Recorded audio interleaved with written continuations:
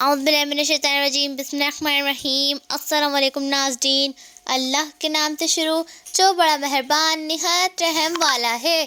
تو کیسے ہیں آپ سب؟ امید ہے آپ سب خیریت سے ہوں گے۔ آج میں آپ کے لیے ایک واقعہ لے کر آئی ہوں۔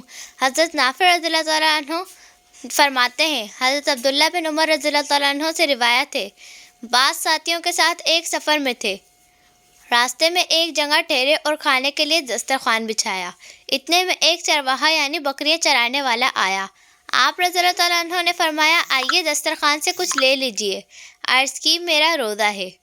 حضرت عبداللہ بن عمر رضی اللہ تعالیٰ عنہ نے فرمایا، کیا تم اس وقت گرمی کے دن بھی نفلی روزہ رکھے ہوئے ہو جبکہ تم ان پہاڑوں میں بکریاں چرا رہے ہو؟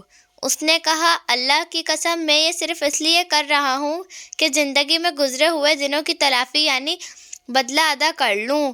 آپ رضی اللہ تعالیٰ عنہ نے اس کی پرہیزگاری کا امتحان لینے کے ارادے سے فرمایا، کیا تم اپنی بکریوں میں سے ایک بکری ہمیں بیچو گے؟ اس کی قیمت اور گوشت بھی تمہیں ہی دیں گے تاکہ تم اس سے اپنا روزہ افطار کر سکو۔ اس نے جواب دیا، نہیں، یہ بکریاں میری نہیں ہیں، میرے مالک کی ہیں۔ آپ رضی اللہ تعالیٰ عنہ نے آزمانے کے لیے فرمایا، مالک سے کہہ دینا کہ ایک بھیڑیا ان میں سے ایک کو لے گیا۔ غلام نے کہا، پھر اللہ عز و جل کہاں ہے؟ یعنی اللہ تو دیکھ رہا ہے، وہ تو حقیقت کو جاننا ہے اور اس پر میری پکڑ فرمائے گا۔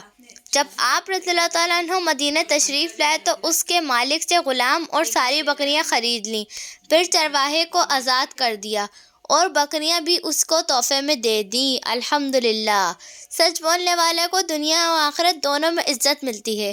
ہمیشہ سچ بولو، کبھی جھوٹ نہ بولو۔ سبحان اللہ۔ اگر آپ کو میری ویڈیو پسند آئے تو اس کو زیادہ سے زیادہ شیئر کریں، میرے چینل کو سبسکرائب کر دیں، بیل آئیکن کو کلک کر دیں، ویڈیو کو لائک کر دیں۔ اللہ حافظ، السلام علیکم۔